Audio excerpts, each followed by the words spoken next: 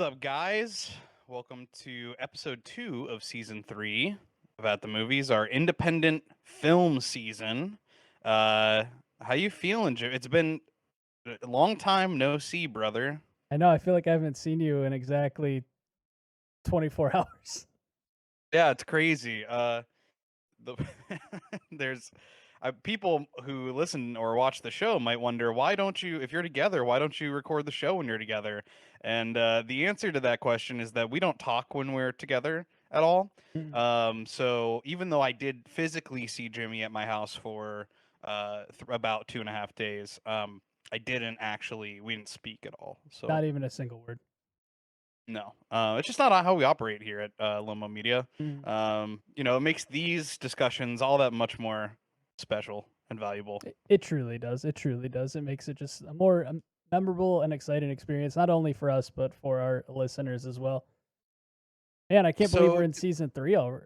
I mean, episode 2 of season 3. I can believe we're in season 3 already because we did one episode. So it'd be kind of weird if I was like, I can't believe we're here already, and completely forgot that we did. look at every episode. Look how far we've come. Yeah, look at Wow, look at us. Episode 3, episode 4. I can't believe we made it to 5. wow. Uh, wow, look at us now. Um, yeah. So as I mentioned, this is our independent film season, which is very today's movie. I don't even know, like, we were gonna record yesterday, and you were here yesterday, Mhm. and we were like, I told you, like, you got home kind of late, and we were like, well, let's just give it a day, and I needed that time to think anyways. And I'll be honest, I like thought about this movie, and I still don't really know um everything. I don't know how where I land on this, but it's in a good way. I think that it's kind of one of those movies Yeah. that I it almost makes me want to watch it again to because I kind of have an idea of what I'm going into. I think I almost need to Um, watch it again. I feel like I didn't get it yeah, the first. I mean, I understood it, but I feel like I need to like soak in some more of the film. I need a couple watches to really like understand the yeah. direction they were going in. There's some characters whose motivations are very clear, and others who aren't. There's some surreal stuff going on, and we are talking about today. And the 2013 Andrew Bujalski film Computer Chess. And this was everybody could see me reading off my phone, but got to have notes, people. Premiered at the 2013 Sundance Film Festival, and subsequently screened at such festivals as South by Southwest and the Maryland Film Festival. I did find this season's films by um, just looking up a few lists of the top independent films of the decade, of the past, of the 2010s. And we will have a surprise film later on in the season where we will go back in time a little bit further. Um, but this is definitely shot like an independent film, Yeah. uh, and I like it. It is the kind of thing that I think if I saw this before I tried to make movies and videos with you, I think I would have been like, "Oh, you can tell that this is like." What I would have said back then, which is not true, is I would have said like, "This is like not a real movie." But now I actually love the way that that makes it feel. Yeah. um it's a period piece. It takes place in 1987, I believe. 1980, excuse me. And it is essentially, I don't want to talk over you the whole time, but I'll just give a quick synopsis. It is a chess convention, a computer chess convention that is happening at a hotel, um, convention center area, where lots of computer programmers have gotten together to test their computer chess programs in order to find the best one to beat a grand chess master. And meanwhile, the subplot that kind of the two never really fully merge, but they intermingle the whole movie is uh in the are you good? Yeah. The the subplot that kind of intermingles with this, but it never really fully comes into play, and we'll talk about it, is the other part of this convention center is being used by a group of new age swinger couples therapy types.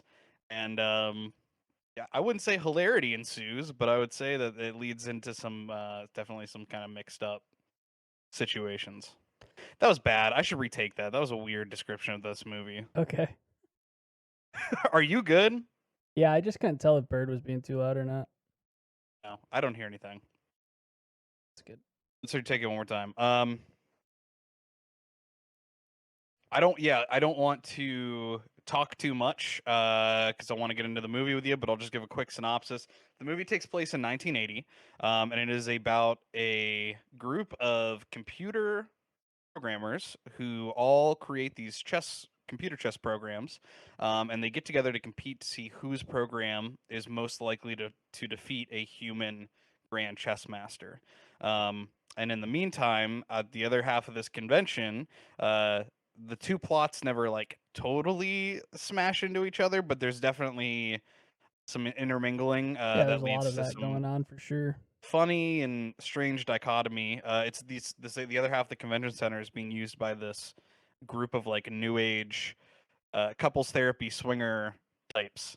Um, so you kind of have this duality of these very non-social tech guys, kind of the movie doesn't it's not a cliche, but it is kind of what people would think is like the cliche nerd type archetype. And then you have these extremely, some would argue, too social if you're not into that kind of thing. A little touchy.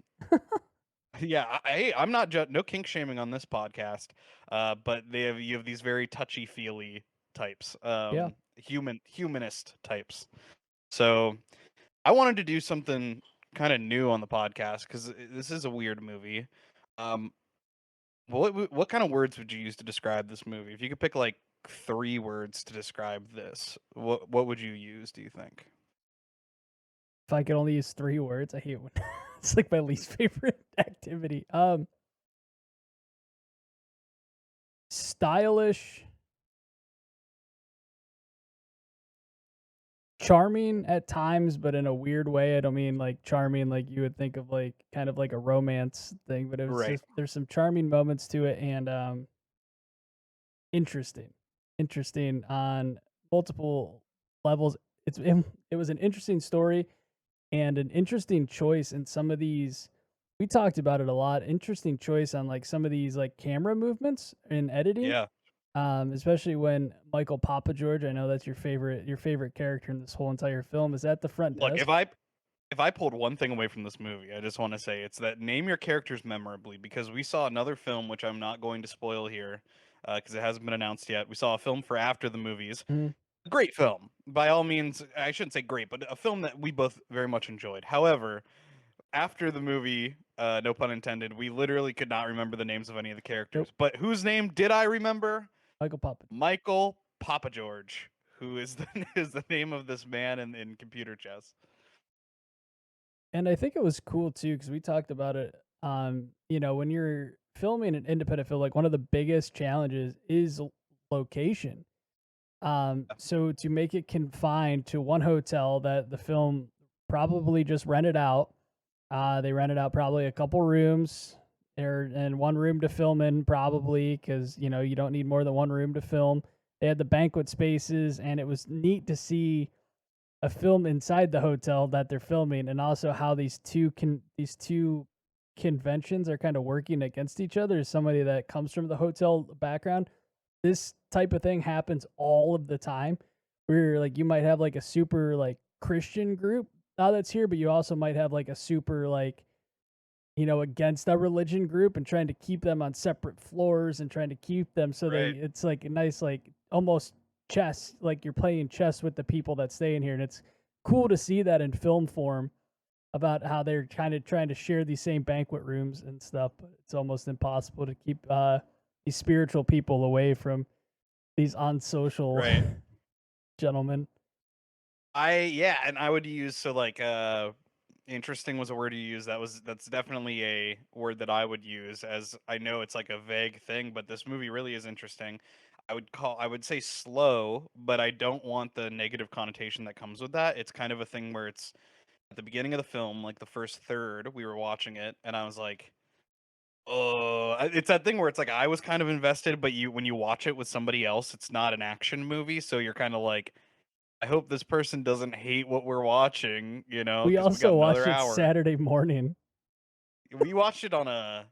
It was yeah, it was just dark in the house. Like We watched drinking it in the coffee, morning. watching computer chess. Very very just like chill way to start the day. Mm. I would also say surreal. Yeah, Um, surreal's good. this movie's got comedy, but I wouldn't. So the descriptors for this movie I see a lot are like dark comedy, things like that. I don't know how I would classify this. There's comedy, there's like maybe even a couple brief elements of like thriller. There's like accidental Uh comedy though is the thing. Like it doesn't seem like it's some of the right, line. It just it's seems like it's not intended. Like it's unintentional comedy. Like I wouldn't really classify it as a comedy, even though it is funny at parts. But I don't know. I don't really know how to describe it. To be honest with you. I the closest that I can think of comparatively, and maybe it's a good thing. Maybe that's like not being able to think of something to compare it to, maybe that is a compliment in the favor of computer chess. Is just that it is its own thing, and it's short, which I like because I think it is kind of the perfect runtime where if Yeah. somebody is not into it, they can still get through it.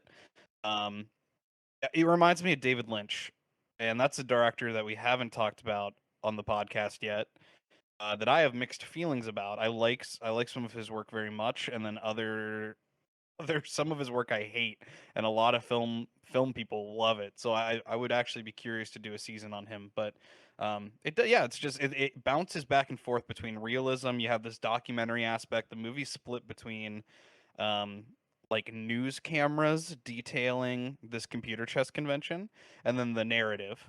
And the narrative, you have these computer nerds that are working on their stuff, and there's a girl for the first time ever is in the competition, and all of these guys like don't know how to Yeah, they're act lost. around her. They are lost. Uh, this the comedy I think mostly comes from that swingers group.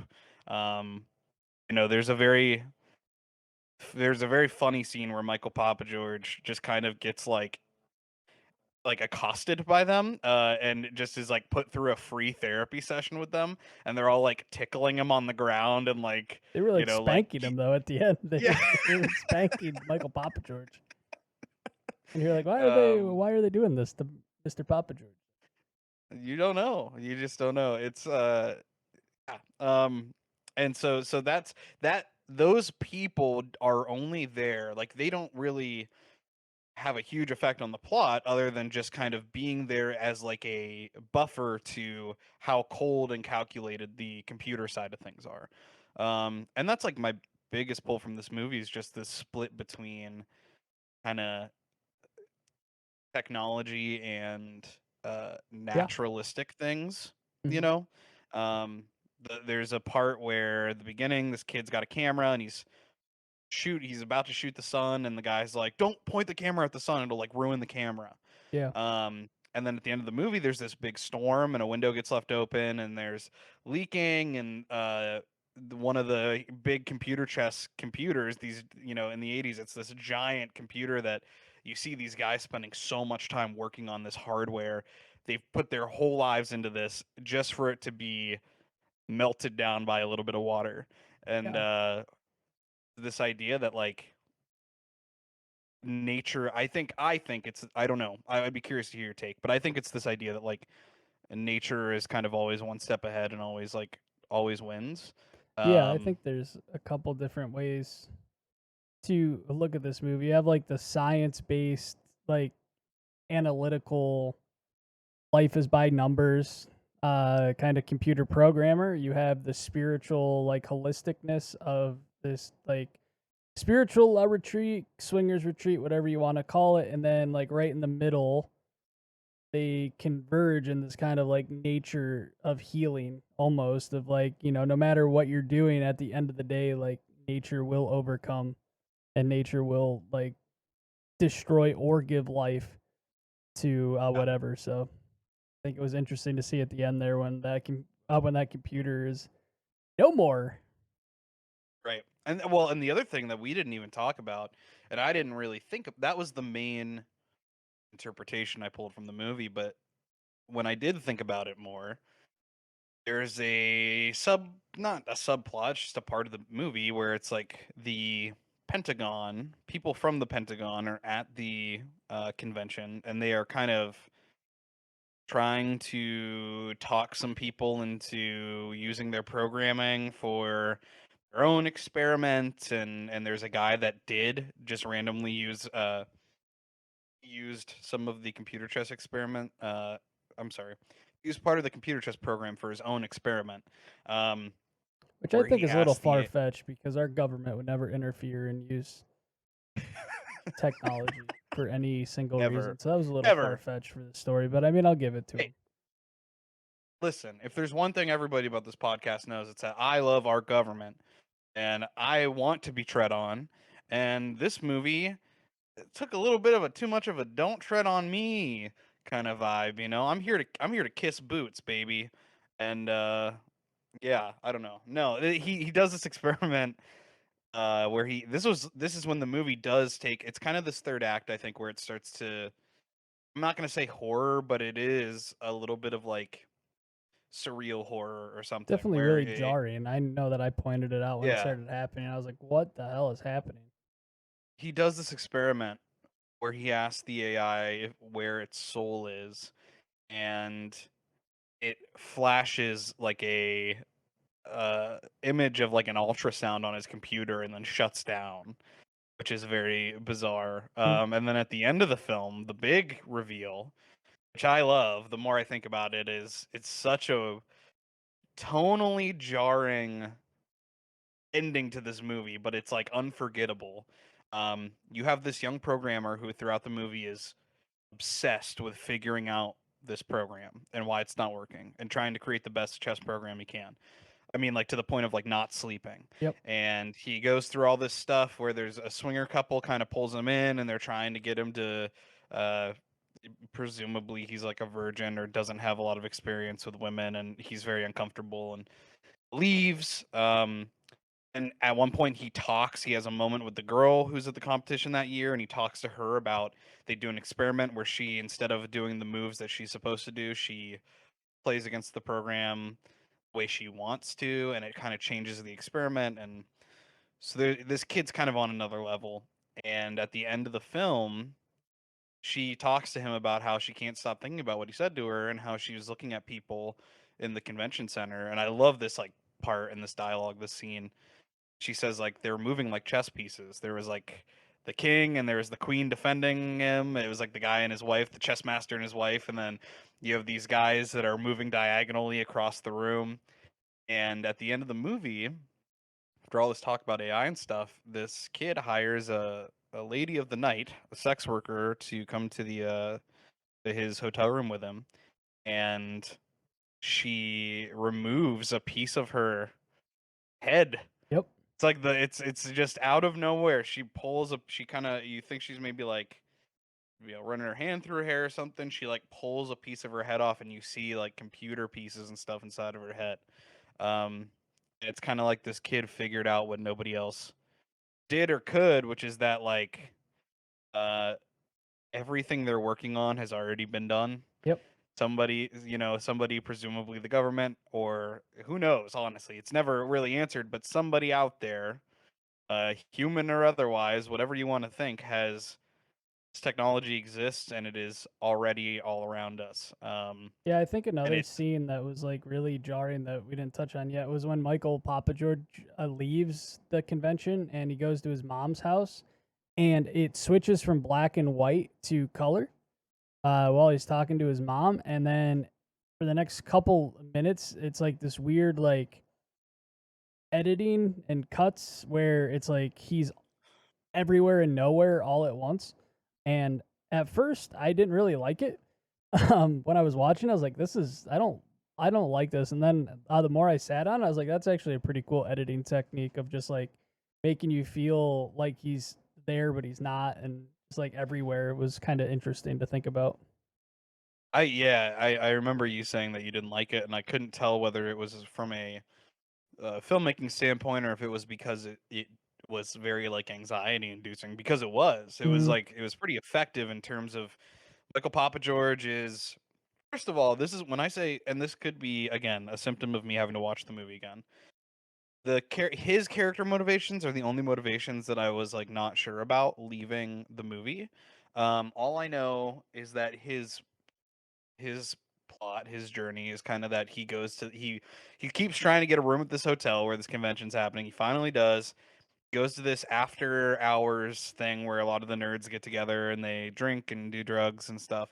And he steals or buys some pills, whatever you choose to believe, and the guy calls him out on it, so he has to go get money to pay for him, and that leads to the scene you're talking about. But he is, he can't find this wooden box that has the money, and um, he is like walking in circles around the house, and it keeps cutting to like the same footage, the same shot of him walking around the house. Then he's down on his knees, like pulling out cupboards and stuff. There's a crazy, crazy shot where the person he brought with him, I think his name was Freddie, he's talking to his mom, and his mom is talking, and it's like a GIF. His mom is like talking to the guy, but her mouth isn't matching the dialogue, and Yeah. her head turns back and forth the same way like three times, and it's very uh this again the kind of thing where it's like not horror, but it makes you feel like scared Yeah, or that very part just freaked me nervous, out. you know? I don't understand. One thing I still don't get is like, and maybe it was a creative decision, or maybe it just was hard to film in that like environment. But like, why the sound didn't match her voice? Like, why her lips didn't match the sound? Like, I don't Yeah, two understand that.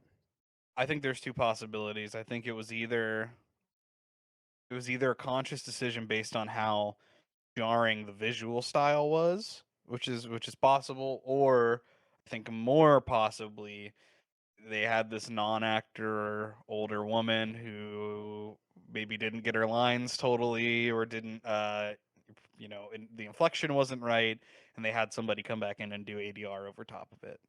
Or maybe it's a combination of both. Maybe they had to do the ADR, but then once they had that, they said like, well, the scene's already kind of frightening. Let's, take it a step further and make It it really apparent, works. I mean, you know? it definitely, you're already in this kind of like anxiety inducing scenario, and that like the cuts and that helps. I mean, it helps just be like, I want this scene to end already. I know that's at least what I thought. I was like, and I Right. think that like that scene, and then the only other scene that I question if it was a creative decision or not is when they do that like double zoom at the front desk. Like Yes. Oh my god, it like triple zoom. yeah, That was crazy. it like jumps out at you, and I was like, I don't know if that was either intentional or like the zoom they were using or however they were using that kind of like messed up and they weren't able to like reshoot that scene for whatever. Yeah, I don't know. I feel like it almost has to be intentional. But again, it feels like this kind of thing where the movie does take kind of not like a hard turn, but I would say like about halfway in, it starts to get a little weirder. Um, and I think that maybe sometimes you catch those like happy accidents that Mhm. are maybe you're like, oh shit at first, and then you're kind of like, well, this definitely takes the audience somewhere, Yeah. like it makes them kind of wonder what's going on. Um, I think Jimmy, I'm gonna go or low. I'm so sorry. I'm so sorry. Messed up. I'm gonna put this movie in a class of its own. This is something we've never done on At the Movies. I think this is gonna be our first At the Movies rewatch. I'm proposing not now, but maybe um at the end of the season or A whole we'll season pick all in itself where we rewatch we rewatch and reanalyze the every movie. time. Computer chess. No, I think a season, either at the end of the season or we'll find the right time to do it. We'll let it marinate for a little bit, but I think this might be the first movie that we do a second episode on because I think that it would be, especially after we film our own short film this summer, I think it would be very interesting to return to this and see if we can maybe pull it apart a little more. This is I mean, you should sit on movies. You should marinate on them. You can't expect us or anybody to know everything about a movie after you see it one time. But Yeah. I do have to say, this is like the first time we've watched a movie where I don't feel unprepared to talk about it, but I feel like I still don't really know how I feel about it, or I'd Yeah, I don't recommend feel it. like I Would you gave it. recommend it? Yeah, I would definitely recommend it. This is the first time I think when we watched a movie and then discuss it on this podcast where I don't feel like I'm doing it justice talking about it. And not because like I don't have enough information. It's just I feel like it's a more complex film than what we are explaining it as, and it's just because we only watched it once. There's so much to pick up on, not only from like a story perspective, but a film making perspective as well. Yes. Like there's so many like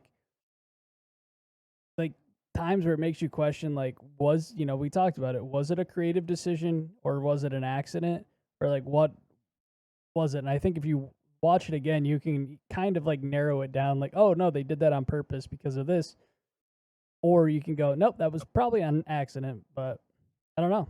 I I have would so many say, questions. I wish we were able to talk to him and like figure it out. So if for I some tweet it. strange chance I that manif Andrew Bujalski is watching this, and I hope you are, we invite you on to talk about it in our second episode if you would like to. I'm manifesting it right now. Who knows if it's gonna happen, but what we're gonna do is we're going to sit on it for the rest of the season, and at the end of the season, we're going to tweet at Andrew Bujalski, 1,000 link to the times. episode, 1,000, no, just once. We're gonna kindly invite Listen, I him on watch if he'd Gary like Vee. He to. says 1,000 times. People love that. People love when you are unrelenting. Um, I think that it's in the realm of possibility, but who knows? We'll see. I would like to mention, so we do talk about kind of how this season is closer to the ground for us in terms of like when I there's a lot of times when I listen to music where I like the band's first album because it sounds like it was recorded, sounds like something I'm capable of doing. And Yeah. that sounds very highly of myself, which I don't think that highly of myself, but it's like if you listen to the first Death Cab for Cutie album, they recorded it in a house, like an open house with no soundproofing. They had a microphone dangling from the ceiling, very similar to the setup that I used with Brian and Crooner when we recorded our first album. And so that's charming to me. There's this part of I identify and relate to the music more because I feel like it's potentially something that I could create. And so again, I'm not saying that I could write and direct computer chess at all, but what I am saying is seeing a movie, this is definitely more of an indie feel than Blue Ruin in terms of equipment and look. Seeing a movie like this makes me feel um I identify with the film and I care about the film because it seems like something that I could potentially pull off something similar to, Yeah. you know? No, 100%. I think that's the Um, whole point of the season too, and is that's a just to compliment. see. Yeah. 100%. That's not to say anything about like them using poor equipment or anything. It feels truly like an independent film. Whereas Blue Ruin is an independent film that you watch it and you're like, oh, this is this guy's first movie. How did he look at that shot? Look at that. You know, he's this is you're watching a seasoned thriller. You know. Yeah, I think it's Um, too to point out to our listeners that might not be like well versed in like the film making world, but like there is a small gap of what I would consider non-independent like production films, and then there is a wider gap of like independent. Like it can range from like almost hitting right. that like feature quality to almost like being like, did you film this on like an Envy back in like 2004? Like it could range Right. from so many Yeah. different levels where it's like, when you talk about feature films, they kind of fit in this box where independent films, and we will see throughout the season, they're all going to be different. Like, and Yeah. different equipment, different purposes. I mean, so it'll be interesting to see and keep track of. So the only movie, and I would like to watch this with you. Maybe we'll do like a Halloween special or something. There's a film that I own that I briefly discussed when we watched this called Escape from Tomorrow, and it is a movie that was shot guerrilla style at Disneyland. And it's a horror movie, which makes it even more interesting. And it's black and white, and it is surreal. and there are some funny parts, and there are some just outright bizarre stuff. I did not know how I felt about it the first time I watched it, but it stuck with me enough that I bought a copy, and now I'm very interested in it. That is the closest thing that I can think of that this reminds me of. And I would go ahead and recommend that to viewers too. If you like this movie, if you like the feel of this movie, if you like being unnerved, or if you just kind of like independent film experiments. Again, the idea that this movie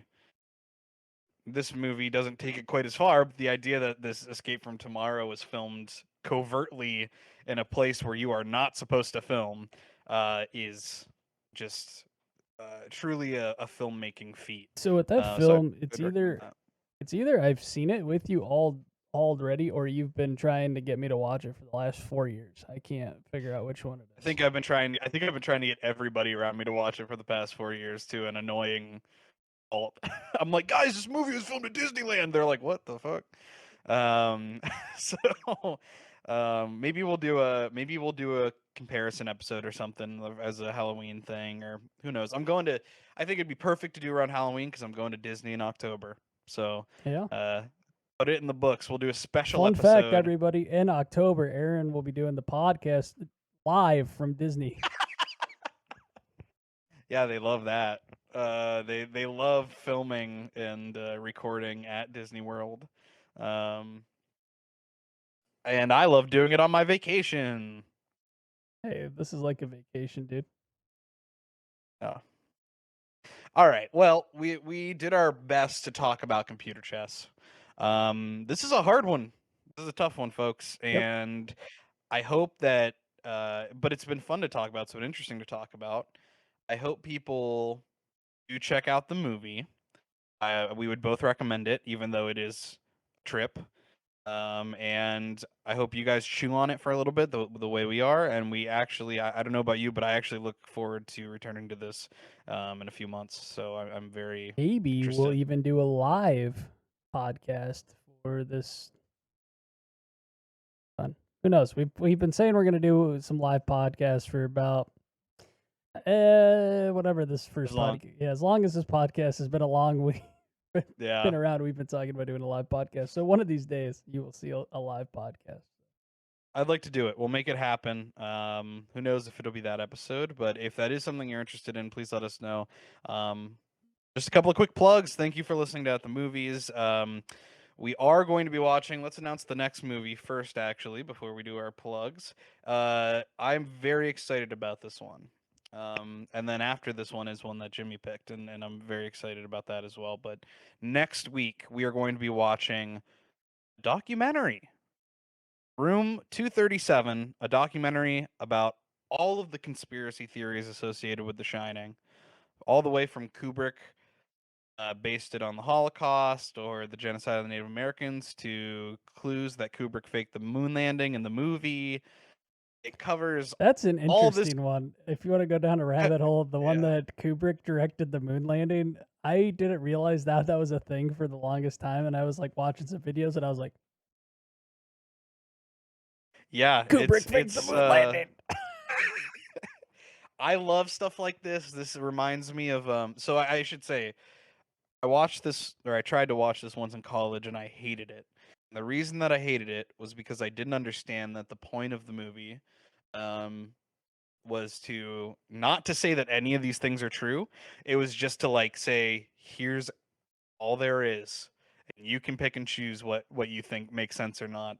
At the time, I thought it was like somebody who was just reaching at everything, and it was like frustrating me. But I think I kind of get it now. This person did another film that's on Hulu now called Glitch in the Matrix. It's a simulation theory documentary, very similar. I think if somebody watches that, because I think simulation theory is a crock of shit, and I watched the movie and had a great time just listening to people who have their reasons to believe it exists, whether I agree with it or not. And instead of somebody trying to convince me to believe in it, they just kind of laid out why some people do. So I'm very excited for this. I would recommend, if folks have not seen The Shining, definitely watch The Shining. Whether you're going to watch this movie or not, you should watch The Shining. But check out Room 237. We'll return next week with that. Um, in the meantime, if you would like to watch the films with us in real time, you can join our Patreon, less than a cup of coffee a month, $3 a month. You get access to our Discord. We do 2 watch parties a week where we watch the films for at the movies and after the movies, and we talk about them in real time.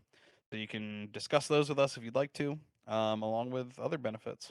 Yep, that's patreon.com/LoMo. It's simple. Make it as easy Very as we simple. possibly can to get there. So, Yep. Other than that, word of mouth helps. So if you hear something you like, if you enjoy a particular episode, or if you just enjoy the show and you want to tell a friend, we appreciate that. A share on social media always helps out. and only Um, nice comments if you want to leave a comment. Only yeah, nice ones. Because I'm because sensitive. we will find out where you live. A sensitive big boy. I don't. It's sensitive big. We're just two sensitive big boys talking about conspiracy theories and I like the way that the camera zoomed in on the can of green beans because it reminded me that the point of the movie was about the green beans. It's just like how the director thought of me when he played the scene with the guy eating the pizza. I also like pizza.